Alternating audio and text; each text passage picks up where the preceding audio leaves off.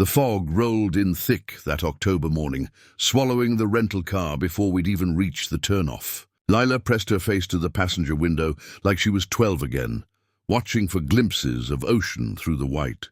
"There," she said, pointing at a weathered sign half hidden by overgrown beach roses. Car Point Road. I almost missed it. The gravel track disappeared into a tunnel of wind-bent spruce, branches scraping the car's sides like fingernails. Our great-aunt Constance had left us this place 6 months ago, though neither of us could remember meeting her more than twice. Now we were here to inventory what she'd called, in her spidery handwriting, the family burden.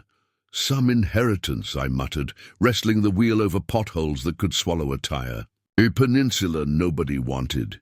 "You don't know that yet," Lila said. She had that dangerous optimism in her voice, the kind that had gotten her research funding mysteriously pulled 3 years ago when she'd refused to alter her findings about coastal mercury levels. "Maybe it's exactly what we need."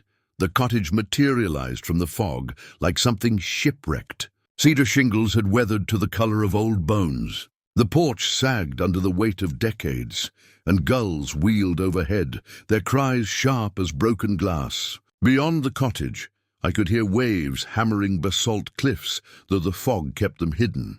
"Before we jump back in, tell us where you're tuning in from. And if this story touches you, make sure you're subscribed, because tomorrow I've saved something extra special for you." "Home, sweet home," I said. Killing the engine, wind slammed into us the moment we opened the doors. It carried salt and something else, a mineral coldness that settled in my lungs. The cottage door stuck, then gave way with a groan. Inside, dust motes swirled in the grey light, filtering through clouded windows. Everything smelled of must and abandonment. Lila found the deed packet on the kitchen table, wrapped in oilcloth like something precious. Along with the legal documents was a hand-drawn map, the paper yellowed and soft at the edges.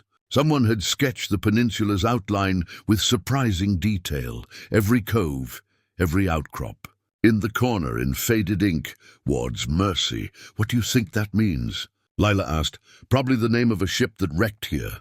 This coast is full of them." I studied the map more closely. A compass rose had been drawn near the eastern cliffs, oddly elaborate for such a simple document. We spent the afternoon arguing. I wanted to catalogue everything quickly, list the property, and be done with it. My journalism career had taught me the weight of staying too long in dangerous territory. Lila had other ideas: restoration, a micro-reserve, a second chance for both of us.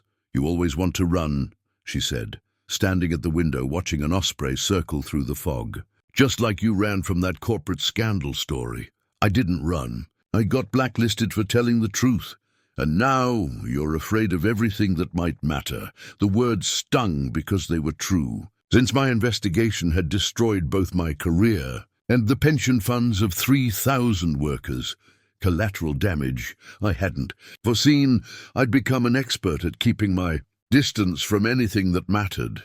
That evening, we drove to the village for supplies. The harbour inn squatted at the edge of the wharf, its windows glowing amber against the darkening sky. Inside, lobster traps served as decoration, and the air was thick with the smell of chowder and wet wool. Tess, the innkeeper, was a sturdy woman with silver hair pulled back severely and eyes that missed nothing. When I mentioned we'd inherited the Car Point property, conversations at nearby tables quieted. "Your great-aunt was a good woman," Tess said carefully. "Volunteered at the archives every week until she passed. Understood the importance of keeping certain things quiet." "What things?" I asked. "The peninsula keeps what it takes," she said, which wasn't an answer. "Best you remember that." Sheriff Amos Reed sat at the bar, nursing a beer with the patience of a man who'd learned not to hurry. He was somewhere past 60, with the kind of weathered face that suggested he'd seen enough to know when not to look closer. "You two be careful out there," he said without preamble. "Cliffs are unstable, and we've had problems with trespassers lately. People in nice shoes who don't look like hikers. Anyone in particular we should watch for?" I asked. He took a long pull from his beer. "Hard to say. But if you see anyone poking around, you call me direct." He slid a card across the bar. Not the station, me. On the drive back, Lila was quiet. The fog had thickened, reducing our world to 20 feet of yellow headlight glow. Did you notice how everyone stopped talking when we mentioned the Peninsula? Small towns, I said. They always have their stories. But that night, as we tried to sleep in the musty cottage bedrooms, I heard something that wasn't wind or waves. A rhythmic booming from somewhere beneath the cliffs, like a massive door opening and closing with the tide. I woke before dawn, the booming still echoing in my ears. Through the salt-hazed window, I watched the fog lifting in wisps, revealing a landscape that looked carved from grey stone and darker water. The tide was pulling back, exposing shelves of barnacled rock I hadn't seen the day before. Lila was already in the kitchen, coffee brewing on the camp stove we'd brought. "Minus tide this morning," she said without looking up. Her marine biology training never left her, even 3 years after the university had crushed her career. "Won't be this low again for 2 weeks. I want to check the cliffs." She turned, studying me. "Because of that sound last night?" "You heard it too. Nora, some things are better left alone. Since when do you believe that?" She sighed, but I saw the curiosity spark in her eyes. "Fine, but we go together and we're careful. These aren't California tide pools." We picked our way down a treacherous path carved into the cliff face. The rocks were slick with algae, and more than once I had to catch myself on the coarse granite. Below, waves sucked and gasped through channels in the stone. The air tasted of salt and something metallic. The booming sound came again, closer now. Lila pointed to where water was spurting from what looked like a crack in the cliff face. "Blowhole," she said. "Compressed air from wave action." But I was looking at the rock beside it. The crack was too straight, too deliberate. As we got closer, I could see tool marks in the granite, chisel scars softened by decades of salt spray, but still visible. "Someone cut this," I said. The crack was actually a seam, about 7 feet tall and 3 feet wide. At first, it looked like natural stratification, but the edges were too clean. I ran my fingers along the joint and found metal, iron dowels, driven deep into the rock and painted to match the stone. They formed a pattern. "Lila, look at this." She crouched beside me, tracing the dowel pattern. "It's like a compass rose. Just like on the map." We exchanged glances. I pulled out my phone and photographed everything, then retrieved the map from my jacket. The compass rose matched perfectly, 8 points, with the cardinal directions marked by longer dowels. "We need tools," I said. "We need to think about this," Lila countered. But she was already studying the construction. "This is old, really old. Those dowels are hand-forged." The tide was turning. Water began creeping up the rock shelves, and the booming grew louder. But I couldn't leave, not yet. I found a piece of driftwood and wedged it into the seam, prying carefully. Something shifted with a grinding sound that made my teeth ache. A stone plug, cunningly shaped to match the cliff face, pulled free. Behind it was darkness and the smell of centuries-old air. Lila grabbed my arm as I leaned forward with my phone's flashlight. The beam revealed a tunnel, perhaps 8 feet deep, ending at what looked like a slate door. Carved into it was a single word, "Artemis, we need to go," Lila said urgently. "Now!" The waves were surging higher. We retreated up the path, soaked from spray, hearts pounding. At the top, I turned for one last look. The sea had already reclaimed the entrance, waves washing over the spot as if it had never been disturbed. But something else caught my eye. On the headland across from us, silhouetted against the brightening sky, stood a figure, watching. They didn't move, didn't wave, just stood there like a lighthouse keeper surveying their domain. "Did you see?" I started. But when I looked again, they were gone. We found the boot prints an hour later. Fresh ones, in the soft earth near the cliff path. Expensive soles, the kind that belonged to those nice shoes Sheriff Reed had mentioned. Someone had been here before us. Someone was watching. That afternoon, Lila charted the tides obsessively while I researched. The Artemis was a Union transport ship, I discovered, lost off the Maine coast in 1863. Official records listed it as a storm casualty, all hands lost. But the records were thin, almost deliberately so. We go back tomorrow, I said. Low tide at dawn. We bring proper equipment. Lila nodded slowly. And if someone else shows up? Then we find out what they want. An osprey circled overhead, crying out once before disappearing into the fog that was already rolling back in. Something about its call sounded like a warning. The coastal archives occupied a former customs house in the village, all red brick and tall windows that leaked cold air. We arrived just as it opened, hoping to beat any crowds, though crowds seemed unlikely in a place where dust motes moved like they'd been undisturbed for decades. Gideon Pike met us at the door. He was younger than I'd expected for a local historian, perhaps 40, with prematurely silver hair and the kind of careful grooming that suggested he thought about appearances. His handshake was firm, his smile practiced. "The Carr sisters," he said, as though we were expected. "I heard you'd inherited Constance's property. She was a treasure, your great-aunt. Volunteered here every Thursday for 15 years. You knew her well?" Lila asked, as well as anyone could know Constance. "She was particular about her privacy, and protective of our collection."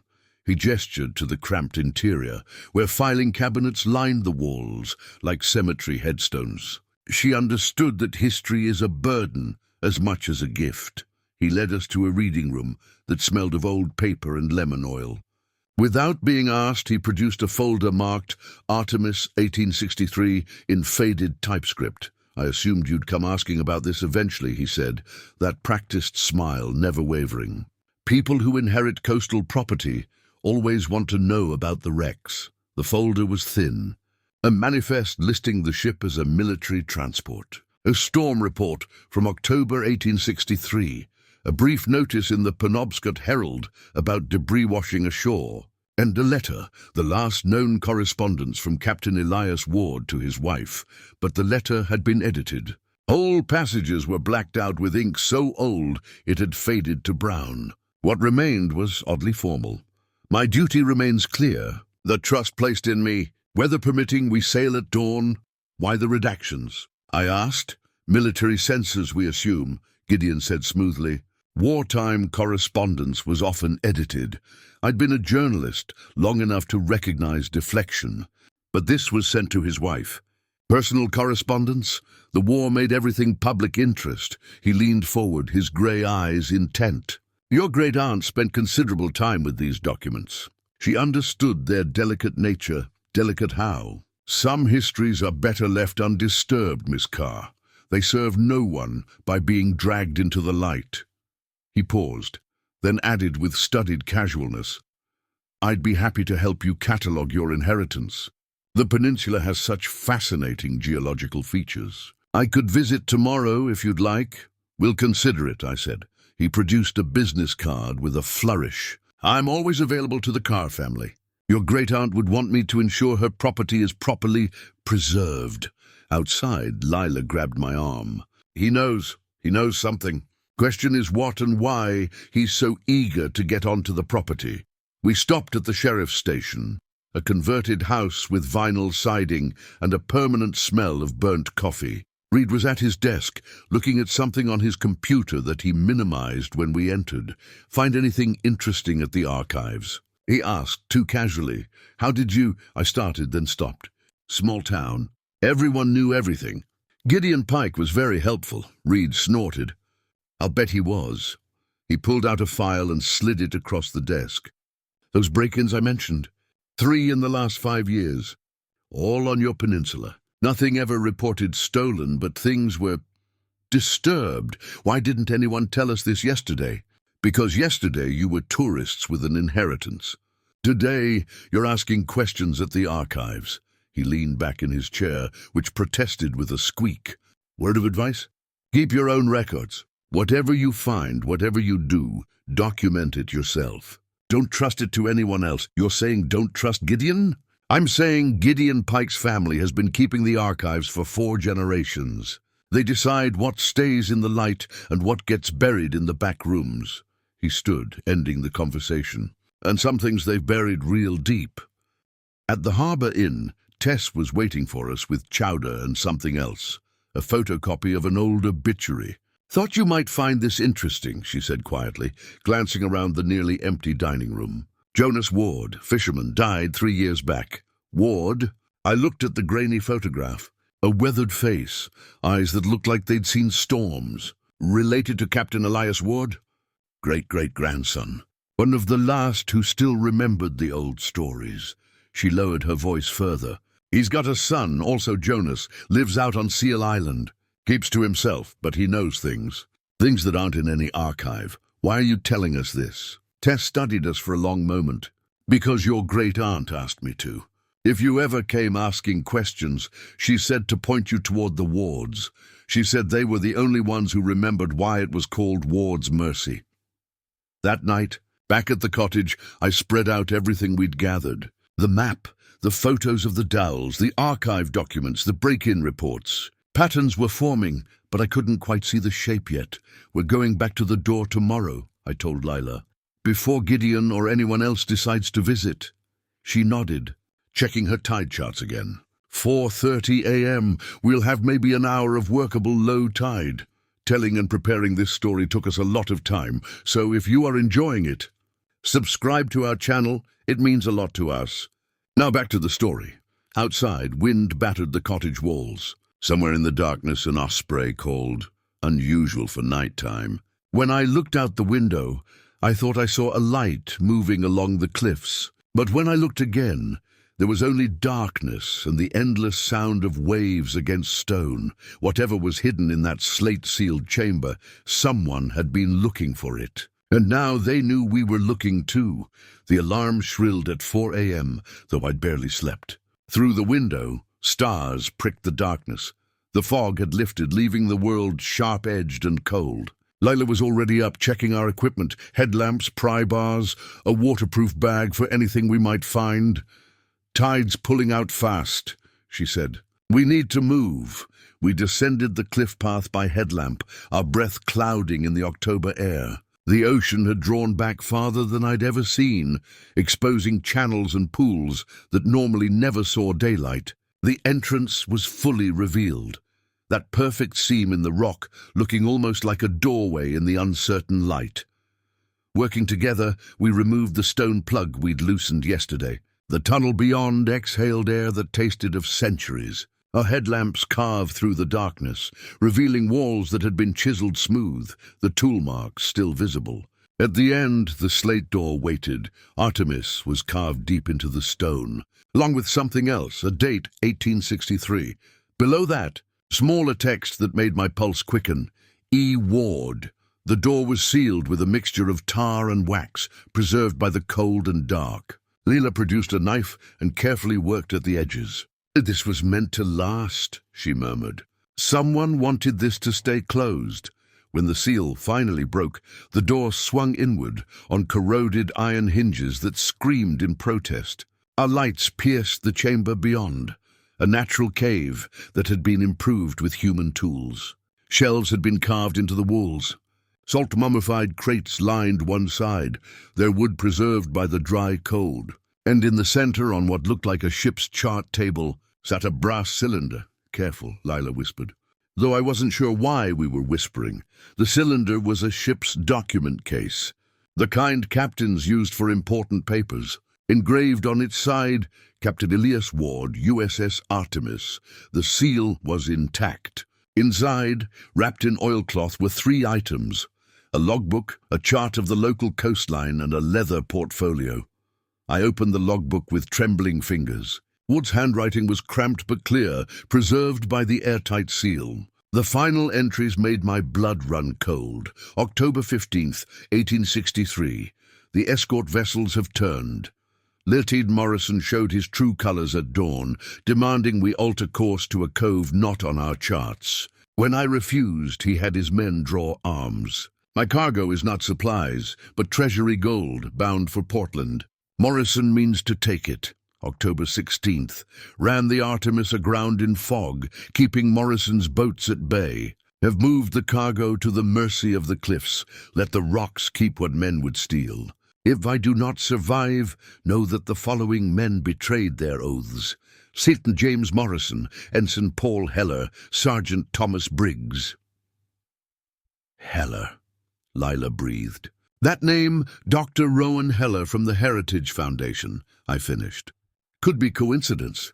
Look at the crates. We turned our lights on the stacked boxes. Barely visible through the salt crust, U.S. Treasury transit and serial numbers. One crate had split, revealing the dull gleam of metal within. My God, Lila said. It's real. The gold is real. That's when we heard voices. Men's voices echoing off the rock outside. I grabbed the logbook and chart, stuffing them into our waterproof bag. Lila was already moving toward a narrow fissure at the back of the cave. This way, she hissed. I saw it when we came in. Leads to another exit. The voices grew closer. I recognized one, Gideon Pike. The other was deeper, authoritative. They were at the entrance now. We squeezed through the fissure, rough stone tearing at our jackets, emerging onto a different rock shelf, just as the sun was beginning to paint the horizon orange. Behind us, a flashlight beam swept the chamber we'd just left. We pressed ourselves against the cliff face, hardly daring to breathe. We made it back to the cottage as the sun climbed higher, adrenaline still singing in our veins. I spread Ward's documents on the kitchen table, photographing each page with my phone and laptop, creating multiple backups. The pages revealed more than just theft. They documented a conspiracy that reached into the highest levels of Union military command. We need to call someone, Lila said. The FBI, the police. A knock at the door cut her off. Through the window, I saw a black SUV parked beside our rental. The man at the door wore a tailored field jacket that probably cost more than my car. His smile was warm, professional, dangerous. Dr. Rowan Heller, he said, extending his hand. Maine Heritage Foundation. I believe we have much to discuss. I didn't take his hand. How did you know we were here? Gideon Pike called. He's concerned about your safety, exploring those unstable cliffs. His eyes were gray like winter ocean. May I come in? I have a proposition that could benefit everyone. Against my better judgment, I let him in. He surveyed our simple quarters with the air of someone cataloging assets, then placed a leather folder on the table, right on top of Ward's documents, though he gave no sign of noticing them. The Heritage Foundation has long been interested in your peninsula, he began. It has significant historical value that needs proper preservation. We're prepared to offer you a conservation easement, very generous terms, immediate payment, and you retain ownership. In exchange for, I asked, responsible stewardship.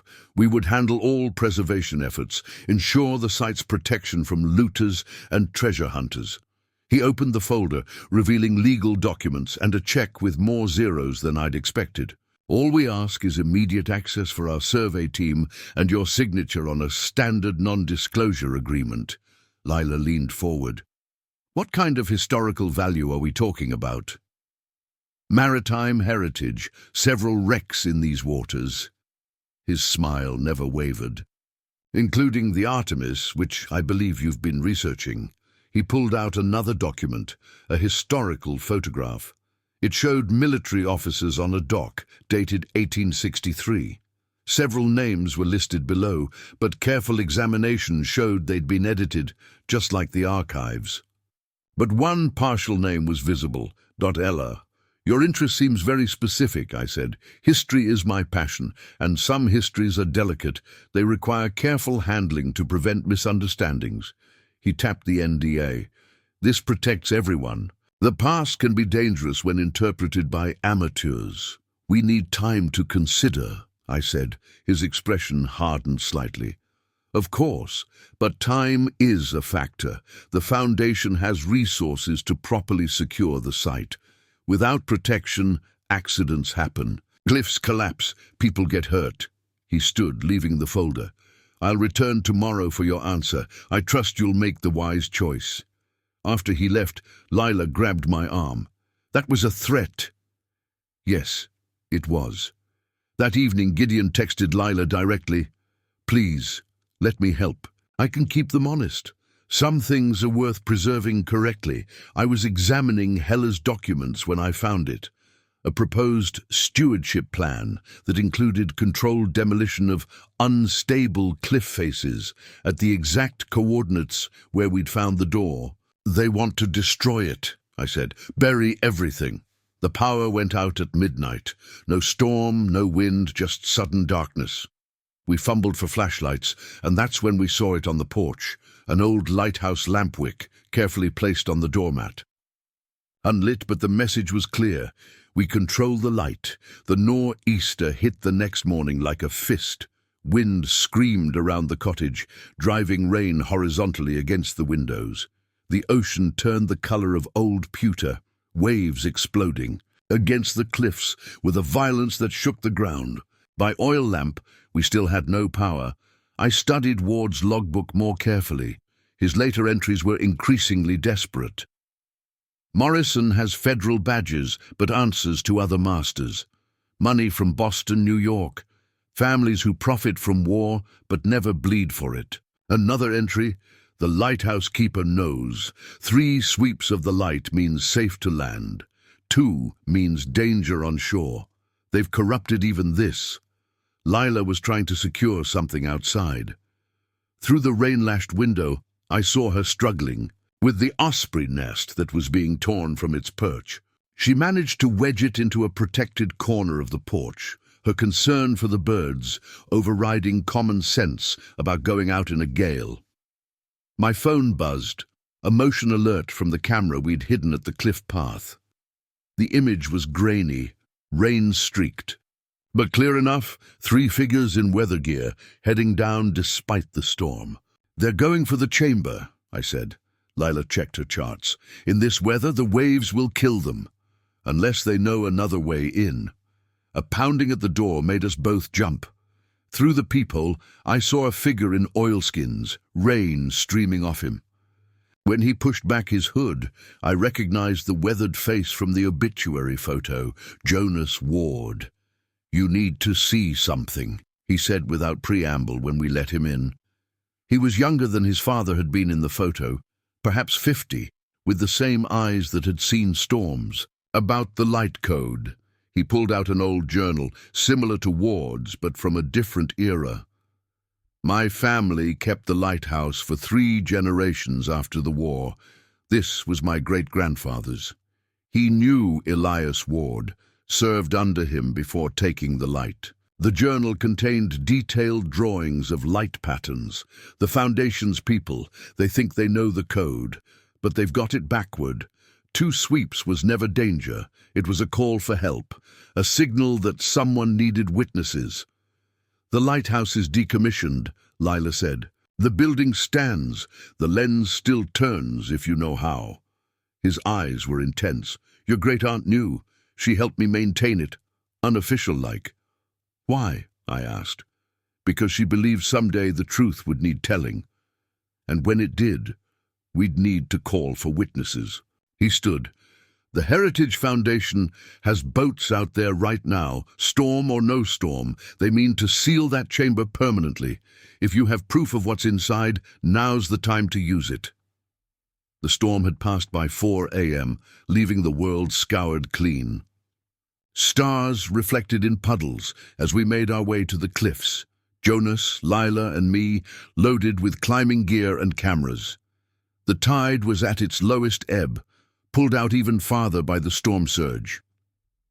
The entrance to the chamber was open. Fresh tool marks scarred the stone where someone had widened it. Inside, battery-powered work lights illuminated the space. The Heritage Foundation had been busy. "Document everything," I said, starting my camera. We worked systematically. Every crate was photographed, serial numbers recorded. In the secondary, a niche Jonas had noticed, sealed with pitch, we found the real treasure. Gold bars, each stamped with treasury serial numbers and dates. The same serial numbers appeared in Ward's log, along with their intended destination: Portland Treasury for disbursement to widows' funds. "They stole from war widows," Lila said quietly. "This gold was meant for families of dead soldiers." I was photographing a particularly clear serial number when footsteps echoed in the tunnel. Gideon Pike stood at the entrance, no longer smiling. Behind him, two men in Heritage Foundation jackets. "I had hoped you'd be reasonable," Gideon said. "We offered you generous terms. To cover up a war crime?" I kept filming. "To preserve stability. Do you know what happens if this gets out? Families built on this fortune, institutions, your own government's credibility." He stepped forward. "Give me the memory cards, all of them." "No," he sighed. "I didn't want it to be like this." He nodded to his men. "Emergency stabilization protocol. The cliff face is unstable, needs immediate demolition for public safety." One of the men pulled out what looked like a small explosive charge. "Timer's already running," he said. 15 minutes. Jonas stepped forward. "You're insane. You'll bring down half the cliff." "Tragic accident. Storm damage made it unstable. We tried to warn people to stay away." Gideon held out his hand. "The cards! Now!" I pulled out my camera's memory card and handed it over. Then my phone. Lila did the same. But while they were focused on us, I'd slipped Ward's logbook into the brass cylinder and tucked it into a crevice. "Out," Gideon ordered. "All of you." We retreated, but Jonas led us to a different path. "That charge is meant for the tunnel, not the whole cliff," he said. "They want to seal it, not destroy everything. But it'll make retrieval impossible." "We have backups," I said. "On my laptop. Won't matter if we can't prove the gold exists." The explosion, when it came, was smaller than expected. A muffled thump, then the grinding sound of stone on stone. The tunnel entrance collapsed, sealing the chamber. But the cliff face held. Gideon was waiting at the cottage, his men flanking our cars. "Your laptop, please." And any other devices. I had no choice. But as I handed over the laptop, I met his eyes. "You know this won't end here." "Of course it will. You have no proof, no evidence. Just wild stories about treasure in the cliffs." He smiled that cold smile. "And who would believe you? A disgraced journalist and her discredited sister?" They drove away, leaving us standing in the dawn light. Jonas put his hand on my shoulder. "Your great-aunt taught me something. She said the truth is like the tide. It always finds a way back in." I thought of the brass cylinder hidden in the chamber, the SD card I'd tucked inside it when pretending to pack the logbook, and the live stream I'd started on my old phone, the one hidden in my jacket. Uploading everything to a cloud account Gideon didn't know about. "You're right," I told Jonas. "It does." The lighthouse stood on the northern point like a bone finger pointing at the sky. Jonas led us up the rusted spiral staircase, our footsteps echoing in the hollow tower. At the top, the great Fresnel lens sat dormant, its hundreds of prisms catching the morning light like frozen fire. "Still beautiful," Lila breathed. "Still functional," Jonas corrected. He showed us the manual mechanism, oiled and maintained, despite the lighthouse being officially decommissioned for 20 years. "Your great-aunt and we kept it ready. She said someday we'd need to send the signal." I pulled out my old phone, the one Gideon hadn't known about. The live stream had uploaded successfully, 40 minutes of clear video showing the gold, the serial numbers, Gideon's threats, and the explosion. But raw footage wasn't enough. We needed to build an airtight case. "I can reconstruct Ward's logbook from memory and screenshots," I said, settling at the lamp room's small desk. "But we need corroboration. Official documents that prove those serial numbers match stolen treasury gold." "The Portland Historical Society has treasury records," Jonas said. "But they're closed on Sundays." Then we go another route. I started typing on my phone, drafting a document with the methodical precision my editor had once praised. Chain of custody notes, video timestamps, GPS coordinates. "And we need witnesses." Lila was already ahead of me. She texted Tess at the Harbour Inn, who'd activated what seemed to be a phone tree. Within an hour, locals began arriving at the headland. Fishermen, shopkeepers, the librarian, even a retired professor from the Maritime Academy. They came with coffee thermoses and curious eyes, drawn by the promise of witnessing something historic. Sheriff Reed arrived in his personal truck, not his patrol car. "Heard you might need someone to document some evidence," he said carefully. "As a private citizen, of course." I showed him the video. His expression never changed, but I saw his knuckles whiten as he gripped his coffee cup. Those are federal crimes, he said quietly. Destruction of evidence, conspiracy, fraud. Can you arrest them? Not on my authority. But I can document everything and ensure proper channels are notified. He pulled out his own camera, a body cam he'd kept from his patrol gear. For my personal records, Jonas began turning the lighthouse lens by hand, the ancient gears groaning. 2 sweeps across the harbor, pause, 2 sweeps again. The call for witnesses. More boats appeared in the harbor. Word was spreading. Dr. Heller arrived at noon with a court order, emergency injunction, he announced, waving the papers. This site is now under Heritage Foundation control, pending safety inspection. Everyone needs to leave immediately. This is a public lighthouse, Tess said, stepping forward. She'd brought half the village with her. We have every right to be here. The surrounding land is under injunction. Heller's composure was cracking. Sheriff, I demand you clear these people out. Reed examined the papers with elaborate slowness. This injunction covers the Peninsula property. The lighthouse is on a separate parcel, owned by the town. Different jurisdiction. Then I'll get another injunction. Courts are closed on Sunday, Reed said mildly. You'll have to wait until tomorrow. Heller's face darkened. What do you think you're accomplishing? You have no evidence. The chamber is sealed. About that, I said, pulling up my phone. I have something you should see. I played the video, all of it. His face went pale when he saw the gold bars, the serial numbers, heard Gideon ordering the explosion. The crowd pressed closer, everyone recording on their phones. That's fabricated, he stammered. Then you won't mind if we share it with federal investigators? I asked. Along with this interesting detail, your name is Heller. As in Ensign Paul Heller, one of the officers who betrayed Captain Ward? That's ancient history. Family history, I corrected. Your family built its fortune on gold stolen from war widows. And you've been covering it up ever since, the crowd murmured, phones still recording. Heller looked around wildly, realizing how many witnesses there were. You don't understand the implications. If this gets out, then the truth gets told, Lila said firmly. That's all. Heller pulled out his phone, speaking rapidly to someone. Within minutes, 3 black SUVs appeared on the coast road, heading our way. But the boats in the harbor had multiplied too. Fishing vessels, pleasure craft, even a Coast Guard cutter that had mysteriously decided to conduct a safety inspection in our waters. Looks like everyone wants to witness history, Jonas said with satisfaction. The sun was setting when Heller made his final play. His team had set up at the Peninsula, running industrial cables down to the collapsed chamber entrance. Controlled demolition for public safety, he announced through a bullhorn. The entire cliff face is unstable. Clear the area immediately.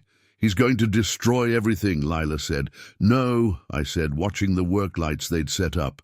He's going to try. I'd been a journalist long enough to recognize desperation. Heller wasn't following any safety protocol. This was a panicked attempt to bury evidence he didn't know had already escaped.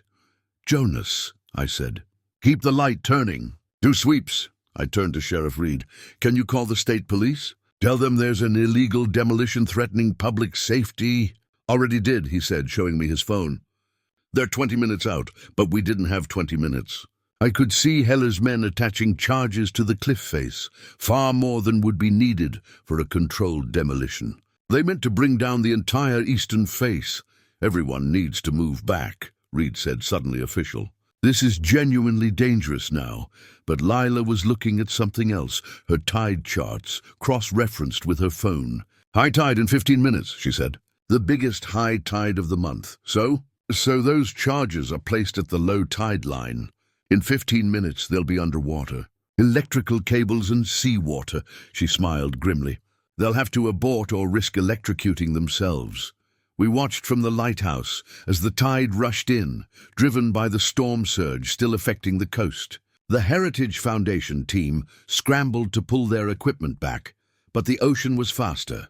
Waves crashed over their demolition setup, shorting out work lights, sending men running from the rising water. In the chaos, no one noticed the small boat that had slipped around the point. Jonas's cousin, it turned out, another ward who knew these waters. He returned an hour later with something wrapped in oilcloth, the brass cylinder I'd hidden, retrieved through a fissure only the locals knew about. Inside, safe and dry, were the original logbook pages I'd photographed, and the SD card with our first unedited footage. The state police arrived as the last light was dying, painting the cliffs orange and red. With them came a federal investigator Sheriff Reed had contacted, a quiet woman named Agent Sarah Moss, who listened to everything with the stillness of someone accustomed to letting others reveal themselves. Heller tried to maintain his authority. "This is a legitimate historical preservation effort. We have permits for archaeological survey," Agent Moss interrupted, reading from her tablet. "Not for demolition. Certainly not for destroying potential evidence in what appears to be a federal case." The standoff stretched through sunset. Heller's team had retreated from the waterline, but maintained position on the headland, their demolition equipment partially visible under tarps. The crowd of witnesses had grown to nearly 100 people, all armed with phones and the kind of stubborn patience that comes from generations of watching the sea. I found Gideon Pike standing apart from the others, staring at the cliffs with an expression I couldn't read. When I approached, he didn't turn. "You know," he said quietly, "my family really has kept the archives for 4 generations. We decided what stayed in the light." He pulled out a small digital recorder. "I've been recording everything since we entered the chamber this morning. Dr. Heller's orders, his threats, his admissions." "Why?" "Because I'm tired of keeping secrets that were never mine to keep." He handed me the recorder. "Your great-aunt was right.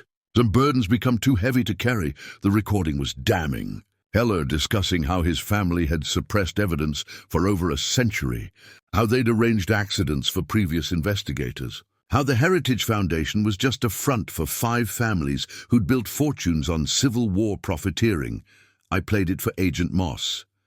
Her expression never changed, but she immediately made a call. "I need a full forensic team. And someone from the Attorney General's office." Heller saw us talking, saw Gideon's betrayal. His composure finally shattered. "You don't understand," he shouted across the headland. "This isn't just about my family. Half the institutions in New England were built on this money. Museums, hospitals, universities, all funded by fortunes that trace back to that gold. You'll destroy everything." "We'll tell the truth," I said. "That's all?" He lunged for the recorder, but Sheriff Reed was there, restraining him with practiced ease. "That's assault," Reed said calmly, in front of about 100 witnesses. As they led Heller away, he kept shouting about consequences, about history that should stay buried, about the damage truth could do. The crowd watched in silence, recording everything. Lila stood at the cliff's edge, looking down at where the waves crashed against stone. "Do you think he's right about the damage this could cause?" "Truth doesn't cause damage," I said. "Lies do. The damage was done in 1863 when they stole that gold. Everything since has just been compound interest on that crime. Jonas had been right about the tide. It always finds a way back in. That night we kept vigil at the lighthouse. Jonas ran the light. 2 sweeps, pause, 2 sweeps, while I uploaded everything to multiple news outlets, historians, and federal databases. The story would break with the morning editions. Too widespread to suppress, Agent Moss worked through the night, her team carefully documenting the collapsed tunnel, taking samples that would prove explosives had been used. They found something else too, bones in a crevice near the chamber.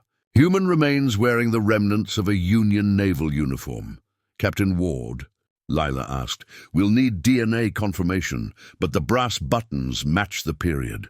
Moss held up a corroded piece of metal.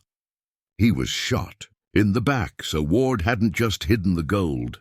He died protecting it, murdered by the same men who'd betrayed their country for profit." Another truth that had waited over a century to surface. Dawn came grey and gentle, mist rising from the harbor like departing ghosts. I stood in the lighthouse watching the first news alerts appear on my phone. Civil War treasure discovered in Maine. Heritage Foundation scandal rocks New England. Lost Union gold meant for war widows found. Federal marshals had arrived overnight, Not Hella's contacts, but a team from the Attorney General's office. They'd secured the site, brought in Navy divers to explore the flooded portions of the cliff, and found 2 more chambers with documentary evidence that made the conspiracy undeniable. Lila found me there as the sun broke through the clouds. Reporters are arriving. 3 news vans so far. Let them come. The story's already out. She held up a folder. Legal documents, but not the kind I'd expected. We need to make a decision about the Peninsula. The federal government will claim the gold, but the land is still ours. I'd been thinking about this all night. About Great-Aunt Constance, who'd kept this secret while waiting for the right moment. About Captain Ward, who died rather than let thieves profit from their crime. About the osprey that had circled overhead through everything, patient and watchful. We create a trust, I said. Ward's Mercy Preserve. Public access, full archaeological documentation, and a memorial to the soldiers whose families never received that gold. And the cottage. Research station. Marine biology. Historical studies. Your micro-reserve idea, but bigger. Lila smiled. The first real smile I'd seen from her in days. Constance would approve. Sheriff Reed appeared in the doorway. There's someone here you should meet. He led us down to where an elderly woman stood looking at the cliffs. She was perhaps 90, sharp-eyed despite her age, wearing a Coast Guard veteran's cap. Emma Ward, she introduced herself. Jonas's aunt, Elias's great-great-granddaughter. I have something for you. She pulled out a leather journal, aged but well-preserved. This was passed down through our family. Elias's personal diary, not his official log. We were told to keep it hidden until the truth could be safely told. I opened it carefully. Ward's handwriting, more relaxed than in his official log, filled the pages. The final entry was dated the day he died. I have done what honor demanded. The gold is hidden where only truth can find it. If these words survive me, know that I chose duty over life, service over wealth. The mercy of these cliffs will keep what was stolen until justice comes, like the tide, patient, inevitable, complete. Tell my wife I loved her. Tell my son his father kept faith. E.W. Emma watched as I read. We've been waiting for you. Not you specifically, but someone like you. Someone who would choose truth over profit. How did you know we would? She smiled. Your great-aunt told me. She said if her nieces ever came, they'd have journalism in one and science in the other, and between them, they'd find the way. The press conference happened at noon, on the headland where everyone could see. Agent Moss presented the federal case with surgical precision. I told the story of our discovery, careful to credit Jonas and the local community. Lila announced the Preservation Trust, funded partially by recovery of the gold, but mainly by our decision to dedicate the land to public heritage. Dr. Heller was charged with destruction of evidence, conspiracy, and attempted fraud. The investigation would eventually reach into boardrooms across New England, unraveling a web of families who'd built dynasties on blood money. Some institutions would return tainted donations. Others would establish funds for descendants of Civil War veterans. The ripples would spread for years. But that afternoon, standing on the cliffs with my sister, watching the osprey return to its rebuilt nest, I thought about simpler things. About the courage to tell truth even when it costs everything. About the patient work of keeping faith across generations. About the mercy that comes not from hiding wrongs, but from bringing them to light. What now? Lila asked. Now we get to work. There's a preserve to build, research to fund, history to document properly. I paused, watching the tide turn below us. And we keep the light turning. 2 sweeps for witness, 3 for safe harbor. Some traditions are worth maintaining. Jonas joined us, along with Tess, Sheriff Reed, and others who'd stood witness when it mattered. Even Gideon was there, quieter than before but present, having chosen truth over the comfort of complicity. As the sun set, Jonas lit the lighthouse for the first time in 20 years, officially with the Coast Guard's blessing. 3 sweeps across the darkening water. Safe harbor. Truth told. Mercy kept. The peninsula that nobody had wanted was about to become something extraordinary, a place where hidden history surfaced, where science and truth converged, where the patient work of justice finally found its tide.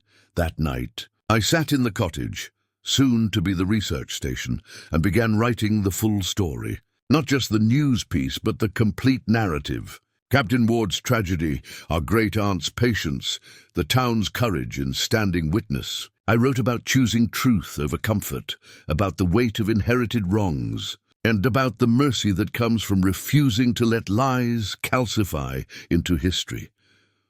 Lila came in with coffee and her own laptop, already drafting grant proposals for the Marine Research Program. We worked in comfortable silence, two sisters who'd found their way back to each other through salt spray and hidden gold, through family secrets and federal crimes. Outside, the lighthouse swept its beam across the dark ocean. 3 sweeps. Safe harbor, the osprey called once from its nest. Then settled for the night. Ward's mercy had been kept at last. Up next we have 2 more incredible stories that are waiting for you. Just click the image you want to watch and it will take you there. If you enjoyed this video, make sure to subscribe. It would mean a lot.